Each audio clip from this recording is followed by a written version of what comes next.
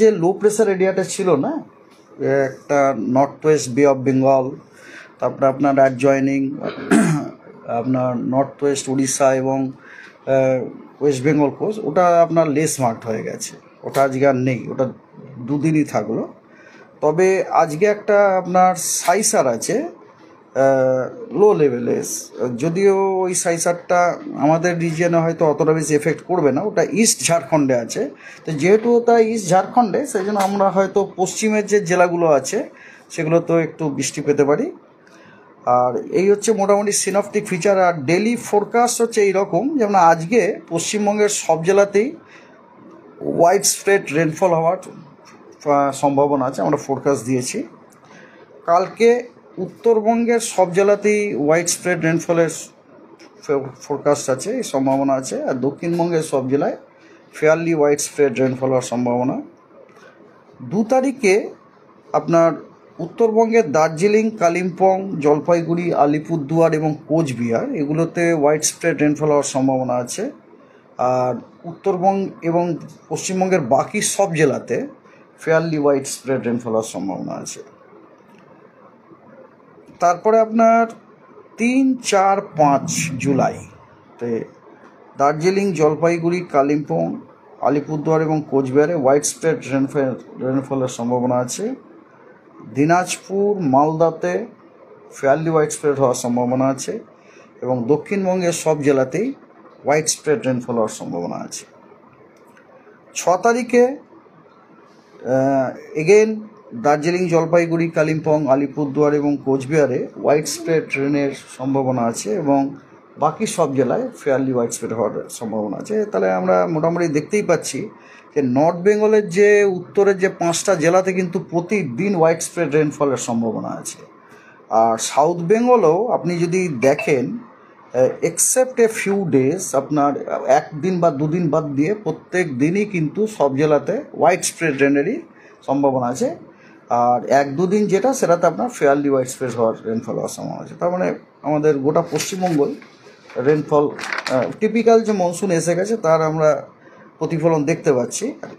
Warning, আজকে north বেঙ্গলে extremely heavy রেনফলে অতি ভারী বর্ষণের লাল সতর্কবার্তা দেওয়া হয়েছে দার্জিলিং, জলপাইগুড়ি এবং আলিপুরদুয়ারে, এবং ভারী থেকে অতি ভারী বর্ষণের আপনার অরেঞ্জ সতর্কবার্তা দেওয়া হয়েছে আপনার কালিম্পং এবং কোচবিহারে আজকে।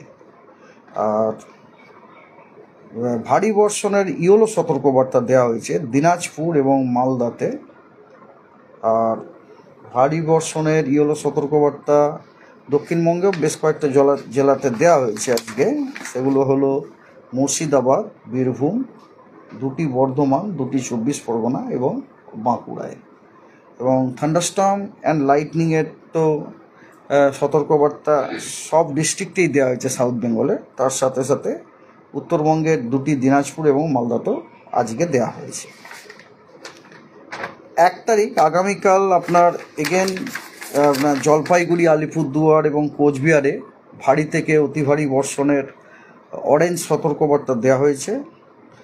আর দার্জিলিং এবং কালিম্পংয়ে ভারী বর্ষণের হলুদ সতর্কবার্তা দেওয়া হয়েছে, আর বাকি কোনো জেলায় সতর্কবার্তা নেই। 2 তারিখে জলপাইগুড়ি, আলিপুরদুয়ার এবং কোচবিহারে আপনার ভারী বর্ষণের হলুদ সতর্কবার্তা দেওয়া হয়েছে, ঠিক আছে। আর 3 তারিখে ভারী থেকে অতি ভারী বর্ষণের কমলা সতর্কবার্তা দেওয়া হয়েছে আপনার জলপাইগুড়ি, আলিপুরদুয়ার এবং কোচবিহারে, এবং ভারী বর্ষণের হলুদ সতর্কবার্তা দেওয়া হয়েছে দার্জিলিং, কালিম্পং এবং দক্ষিণবঙ্গের নদিয়া এবং 2টি 24 পরগনা ডিস্ট্রিক্টে 3 তারিখে। আর 4 তারিখে জলপাইগুড়ি এবং আলিপুরদুয়ারই খালি ভারী বর্ষণের হলুদ সতর্কবার্তা দেওয়া হয়েছে, আর কোনো জেলায় সতর্কবার্তা দেওয়া নেই। তো দ্যাটস অল অ্যাবাউট ওয়েদার। আপনাদের কিছু প্রশ্ন জিজ্ঞাসা করলে করতে পারেন। একটাই প্রশ্ন, যে এই বর্ষা আমাদের দক্ষিণবঙ্গে পুরোপুরি বর্ষা প্রবেশ করে গেছে, তারপরে এখনো একটা অস্বস্তিকর গরমটা কোনোভাবে কমছে না, এটা কি এর মধ্যে এই বৃষ্টিটা বাড়লে তাহলে কমার কোনো সম্ভাবনা রয়েছে? না শুনুন, ব্যাপারটা হচ্ছে অলরেডি দেখুন সারা ভারতবর্ষে যে এই ক্লাইমেটের ব্যাপারে যারা এক্সপার্ট তাদের লেখা আমি আপনাদেরই কোনো লেখা থেকে পড়েছি, মেবি টেলিগ্রাফ তারা নেয়,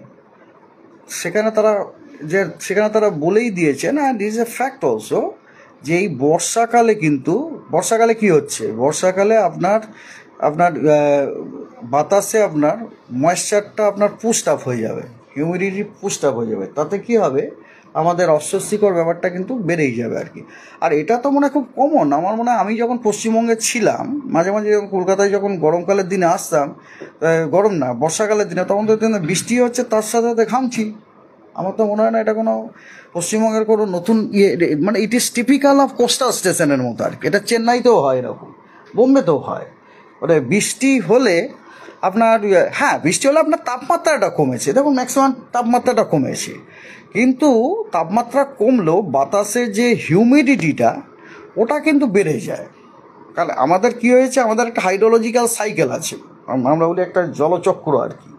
সেটা হচ্ছে এরকম যে যত আপনার জলাভূমি আছে ইনক্লুডিং সাগর, নদী, পুকুর ইত্যাদি ফিত্যাদি, সেখান থেকে ধরুন এমনকি গাছের পাতা থেকেও ধরুন, সেখান থেকে ধরুন এভাপোরেশন ট্রান্সপিরেশন হয়ে ওয়াটার ভেপার বাতাসে চলে গেল এভাপোরেশন হয়ে। এবার সেই ওয়াটার ভেপার আপনার বিভিন্ন রকম পদ্ধতির মাধ্যমে ক্লাউডে পরিণত হয়, ক্লাউডের মধ্যে রেন ড্রপ হয়, তারপর বৃষ্টিটা হয়ে গেল। এবারে সেই বৃষ্টির জল মাটিতে জমা থাকলো, পরের দিন যে সেখান থেকে ধরুন এমনকি গাছের পাতা থেকেও ধরুন, সেখান থেকে ধরুন এভাপোরেশন ট্রান্সপিরেশন হয়ে ওয়াটার ভেপার বাতাসে চলে গেল এভাপোরেশন হয়ে।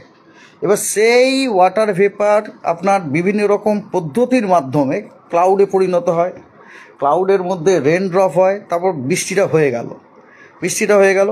এবারে সেই বৃষ্টির জল মাটিতে জমা থাকলো, পরের দিন যেই সূর্যের তাপ পেলো আবার এভাপোরেশন স্টার্ট হলো। এবারে আমরা ছোটোবেলাতে স্কুলে পড়েছিলাম,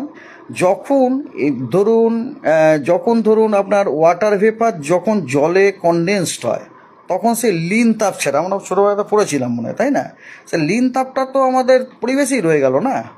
তাহলে আপনি দেখুন যখন বৃষ্টিটা হচ্ছে লিন তাপটাও পেয়ে গেলেন আপনি ফোকটে, at the same time water vapour তো ময়েশ্চার তো পুস্ট আপ হয়েই গেল।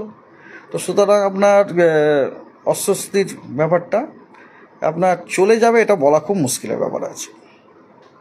ঘাম এবং গরমজনিত যে অস্বস্তিটা সেটা আপনার থেকে যাবে আর কি, তবে তাপমাত্রাটা নেই, মানে ওই যে ধরুন ডেঞ্জারাস একটা তাপমাত্রা তার সাথে গরম সেটা হয়তো থাকবে না। এই জন্য দেখুন ঘরে আপনি ফ্যান না চালিয়ে বসে থাকতে পারবেন না, ইট ইজ জাস্ট ইম্পসিবল। এবং শুধু ফ্যান না চালিয়ে না, ফ্যানের তলাতে আপনাকে বসতে হবে, ফ্যানের তলাতেও যদি না বসেন তাহলেও আপনি অস্বস্তি বোধ করবেন। মেনলি দেখবেন চান করার পর ভয়ঙ্কর রকম অস্বস্তি বোধ হচ্ছে। তো এটা তো অলরেডি আমি কাগজেও পড়লাম, আমাদের অনেক বড় বড় এক্সপার্ট, এবং ইট ইজ এ ফ্যাক্ট।